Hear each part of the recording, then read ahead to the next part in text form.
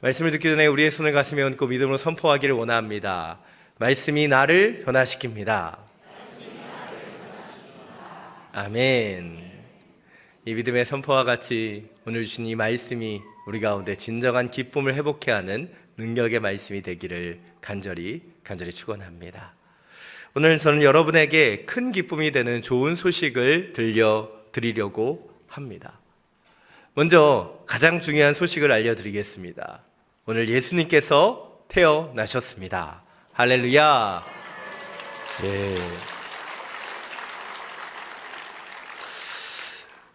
앞에 있는 몇 분만 좀 반응하고 뒤에 있는 분들은 굉장히 썰렁하게 뭐 하는 건가 이런 생각을 하고 계신 것 같습니다. 예수님께서 이 땅에 오셨다는 그것은 인류 구원의 놀라운 그 역사가 시작되었다는 것이죠. 이 성탄은 거룩한 탄생이라고 불려집니다. 그러나 안타깝게도 우리가 이 성탄 주일임에도 불구하고 이 거룩한 탄생을 통해 더 이상 기뻐하지 못하고 있다는 것을 보게 된다는 것이죠. 우리 자녀들에게 성탄절 하면 무엇이 떠오르냐 물어보면 산타나 선물이나 루돌프가 생각난다고 대답하는 것, 너무나 안타까운 현실입니다. 성탄절의 주인공은 예수 그리스도인데 어느새 이 땅 가운데 다른 것이 기쁨의 조건이 되는 것 같아 보이기 때문이죠. 오늘 아침 눈이 오고 이 성탄주일 화이트 크리스마스가 우리 가운데 찾아왔습니다. 이것이 더 이상 기쁘지 않다는 건 제가 나이를 먹었다는 사실인 것 같습니다. 그러나 또 한 가지는 눈이 왔다고 해서 이것이 화이트 크리스마스가 됐다고 해서 우리 가운데 그것이 기쁨이 되는 것이 아니라 바로 예수 그리스도가 이 땅에 오셨다는 것이 기쁨이 되기를 원하기 때문이죠. 사랑 여러분, 여러분은 지금 이 성탄의 기쁨을 온전히 누리고 계십니까? 사실 성탄의 기쁨은 어디에 있는가? 어린 시절을 돌아보면 선물을 받는다는 것이 예수 그리스도가 오신다는 것보다 더 기뻤던 것 같습니다.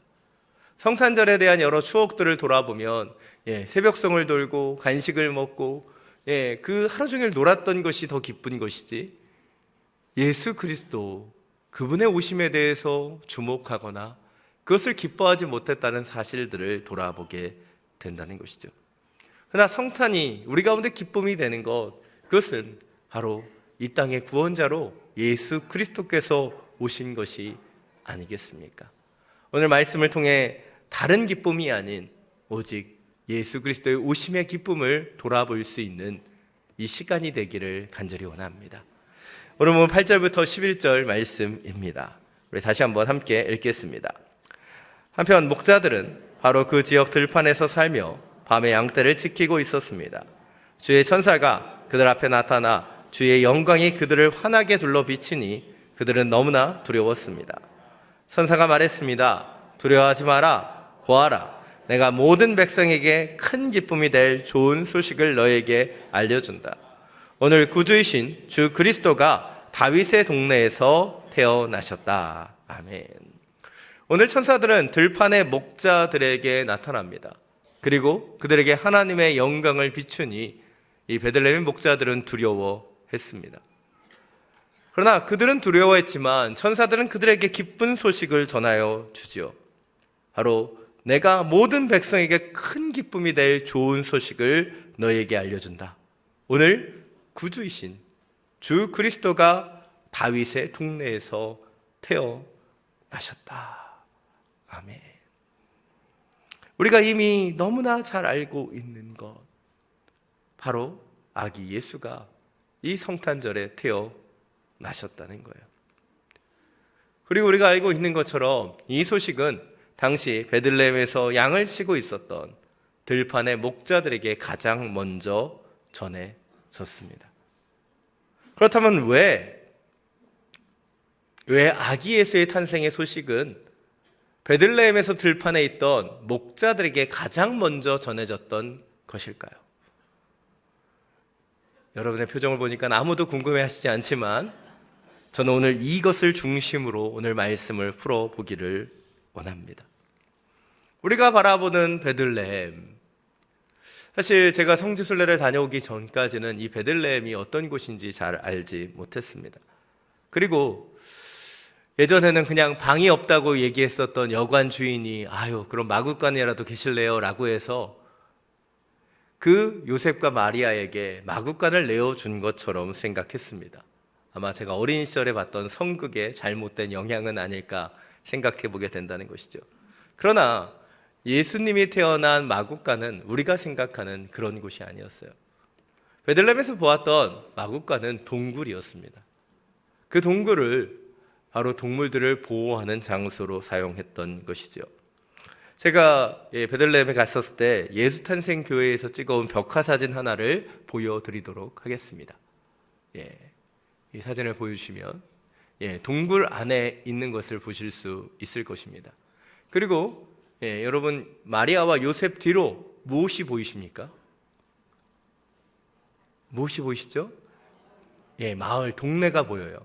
베들레헴은 작은 동네입니다. 그렇기 때문에 작은 동네여서 이 동네가 이 동굴까지 이어진 것이 아니에요. 사실 양들이 있었던 이 동굴은 마을과 조금 동떨어진 곳이었다는 것이죠. 동굴이 있는 곳에 임시로 이 양떼들을 보관할 수 있도록 마구간으로 사용했기 때문이죠. 즉, 이 성지순례 과정에서 볼 수 있었던 그것은 예수탄생교회와 목자들의 들판교회가 약 2km밖에 떨어져 있지 않다는 사실이었습니다. 그 소식이 가장 목자들에게 빨리 전달됐던 이유, 가장 가까운 곳에 목자들이 있었기 때문이라고 볼 수 있는 것이죠. 또한 예수님께서 이 땅에 오신 이유가 무엇입니까? 예수님이 오신 이유는 강하고 능력 있는 자를 위해 오신 것이 아니라 바로 가난하고 소외된 자들을 위해 이 땅 가운데 오셨다는 것이죠. 요한복음 10장 11절은 우리에게 이렇게 말합니다. 나는 선한 목자다. 선한 목자는 양들을 위해 자기 생명을 내놓는다. 목자로 오신 예수님의 탄생 소식이 바로 베들레헴의 목자들에게 가장 먼저 전해졌다는 것이에요. 이것이 주목해 보길 원하는 첫 번째 포인트입니다. 아기 예수의 탄생 소식이 목자들에게 가장 먼저 전해진 이유, 그들이 가까운 곳에 있었기 때문이며 또한 예수님께서 소외되고 가난한 자들을 위한 선한 목자로 이 땅 가운데 오셨기 때문인 것이죠. 그러나 이것만을 그 목자들에게 이 소식이 전해진 이유라고 볼 수 없습니다. 좀 더 구체적으로 다른 이유들도 살펴보기를 원합니다. 오늘 보면 12절입니다. 함께 읽겠습니다. 너희가 천에 쌓여 구유에 누워있는 아기를 볼 것인데 이것이 너희에게 표적이 될 것이다. 12절만입니다. 자막하시는 분도 정신을 차려야 될 것 같고요. 12절을 보면 우리는 이 구절에서 어떤 이상함도 느끼지 못해요. 그러나 이 소식을 들었던 베들레헴의 목자들은 참 이상함을 느꼈을 것입니다. 왜일까요?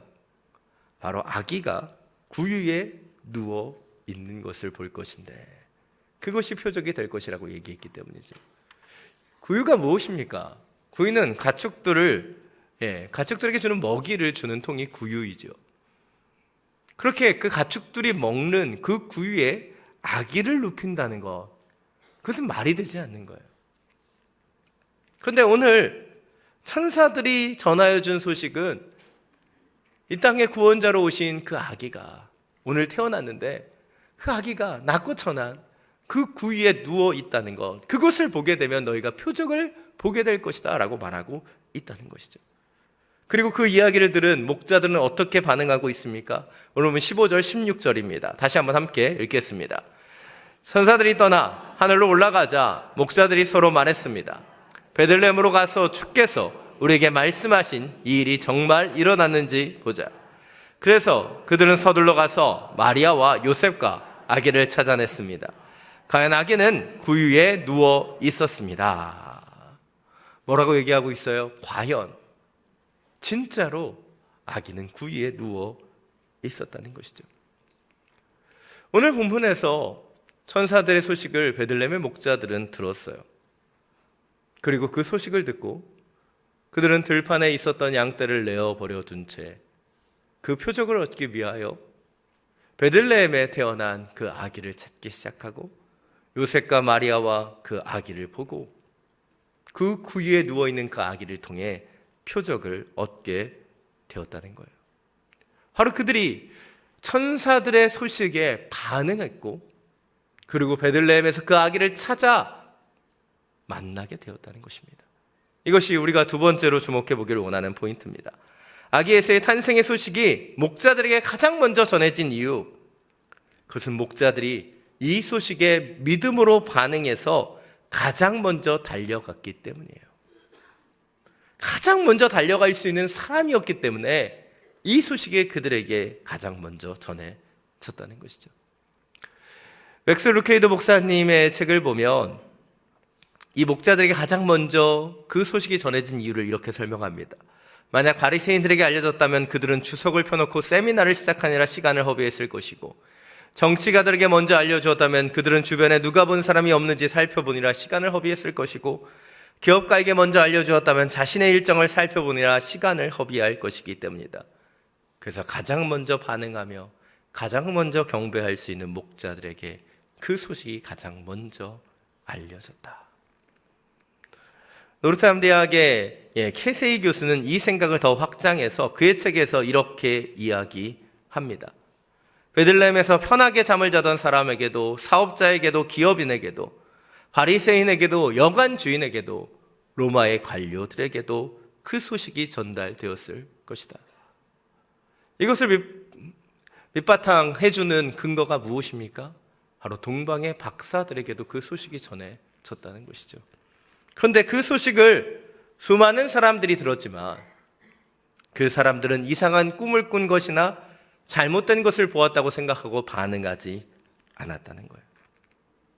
이 캐세이 교수의 주장을 돌아본다면 아기 예수의 탄생의 소식이 베들레헴의 목자들에게 가장 먼저 전해진 이유, 그것은 그들이 가장 온전히 반응했던 사람이기 때문이에요.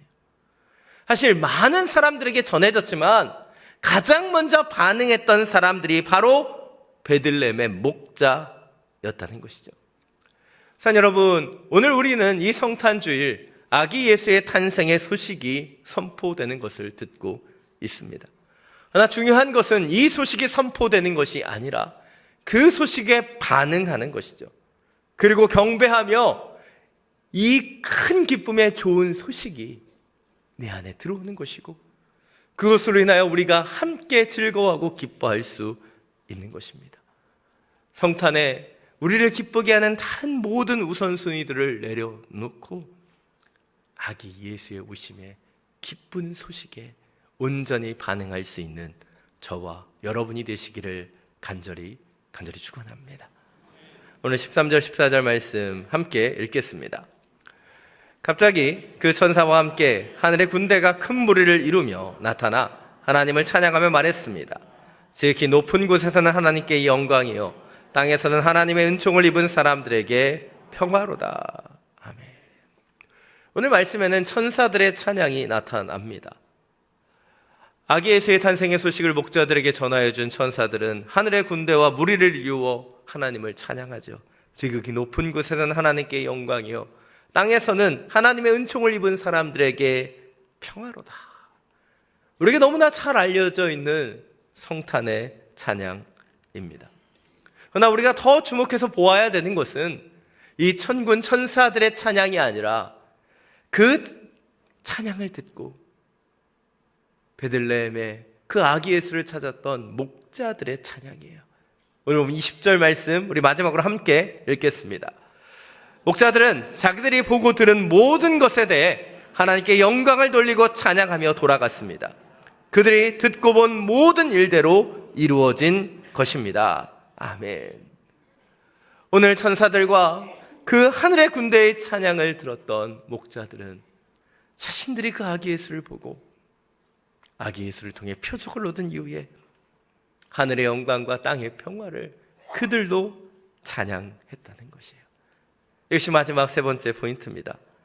아기 예수의 탄생의 소식이 목자들에게 가장 먼저 전해진 이유, 그것은 하늘의 영광을 보고 땅의 평화를 보며 하나님을 온전히 예배하며 경배할 수 있는 사람들이었기 때문이라는 거예요. 오늘 저는 여러분과 함께 왜 하나님께서 수많은 다른 사람이 아닌 베들레헴의 목자들에게 그 소식을 가장 먼저 전하여 주셨는지에 대해서 살펴보았습니다. 그 이유는 그들이 가까이 있었기 때문이고 그들이 목자였기 때문이기도 합니다. 주님께서 낳고 천한 자를 위해 오셨기 때문이기도 하며 바로 그들이 그 복된 소식에 온전히 반응했던 사람이기 때문이고 그 하나님의 영광을 온전히 찬양할 수 있는 사람이었기 때문이죠.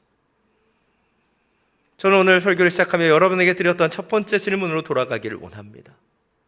사랑 여러분, 지금 여러분은 성탄에 충만한 기쁨으로 나아가고 계십니까? 우리 가운데 큰 기쁨이 된 좋은 소식이 선포되었음에도 불구하고 우리 가운데 이것이 기쁨이 되지 못한다면 우리 가운데 문제가 있는 것이에요. 왜일까요? 베들레헴의 목자들과 같이 우리가 예수님과 가까이 있지 못하기 때문은 아니겠습니까? 그분께서 우리를 위한 선한 목자로 오셨는데 우리가 그분의 양이 아니기 때문은 아닐까요? 혹시 천사들이 전하여준 이 기쁜 소식에 우리가 온전히 반응하고 있지 않기 때문은 아닙니까? 혹시 우리가 베들레헴의 목자와 같이 하늘의 영광이여 땅의 평화라고 하는 이 놀라운 경배와 찬양을 드리지 못하기 때문은 아닙니까? 사랑 여러분, 오늘 성탄주일 큰 기쁨의 복된 소식이 선포되었어요. 이 기쁜 소식이 바로 우리의 것이 되기를 원합니다. 베들레헴의 목자와 같이 온전히 반응하고 온전히 경배하며 온전히 예배함을 통해 오직 주님이 주시는 그 기쁨이 우리의 마음과 중심 가운데 온전히 회복되는 이 성탄을 맞이할 수 있는 우리 모두가 되기를 간절히 축원합니다. 이 시간 그 기쁨을 찬양하며 경배하기를 원합니다. 저들 밖에 한밤중에 우리 이 찬양을 함께 올려드리며 나아가겠습니다.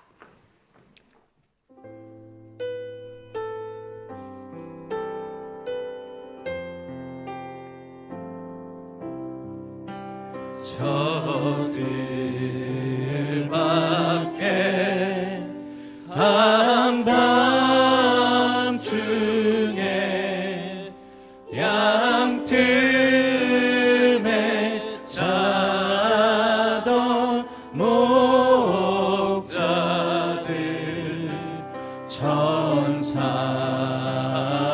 천사들이 전하여 준 주나신 소식 들었네.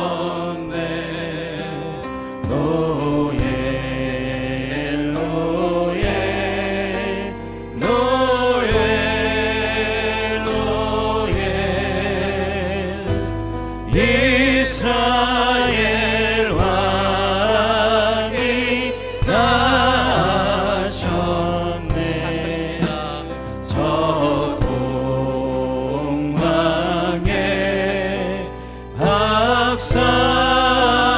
박사들이 새 아기 보고 절하고 그 보배 다 열어서 세 가지 예물을 드렸네. 노엘 노엘 노엘 노엘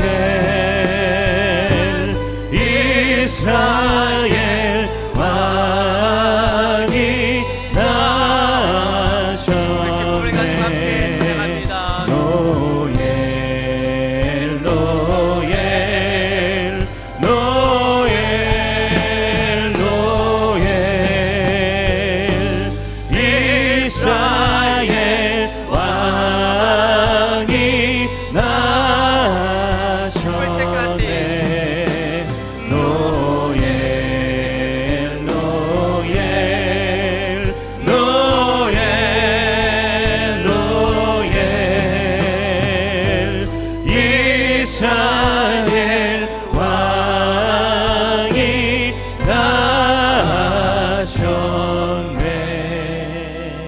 함께 기도하며 나아가길 원합니다. 주님, 우리 가운데 선포된 큰 기쁨의 좋은 소식이 진정으로 나의 것이 되게 하여 주십시오. 이 성탄 거룩한 탄생을 바라보는 우리의 중심과 마음 가운데 진정한 기쁨이 나타날 수 있도록 역사하여 주옵소서. 함께 기도하며 나아갑니다. 주님, 우리에게 주신 이 성탄의 기쁜 소식이 바로 우리의 것이 되기를 원합니다.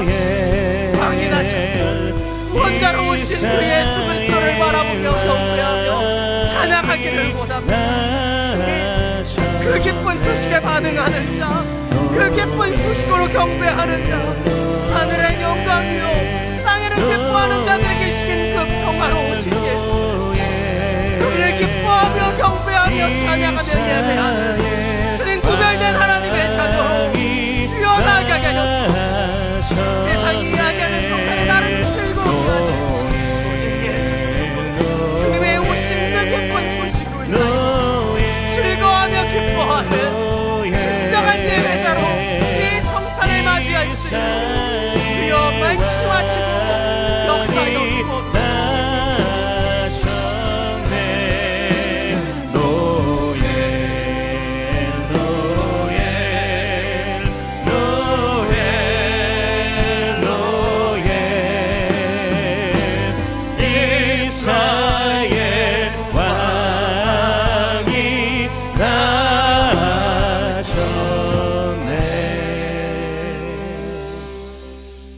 사랑이 많으신 주님, 우리를 위하여 이 땅에 아기 예수를 보내어 주심에 감사드립니다. 이 땅에 오신 아기 예수로 인하여 우리가 기뻐 경배하며 찬양하며 예배할 수 있도록 기름 부어 주옵소서. 세상에 다른 기쁨이 아닌 오직 예수 그리스도로, 오직 예수 그리스도로 기뻐 경배하는 이 성탄을 맞이하는 귀한 예배자들 한 분 한 분이 되게 하여 주옵소서. 길이요 진리요 생명 되시는 우리 주 예수 그리스도이므로 기도드립니다. 아멘.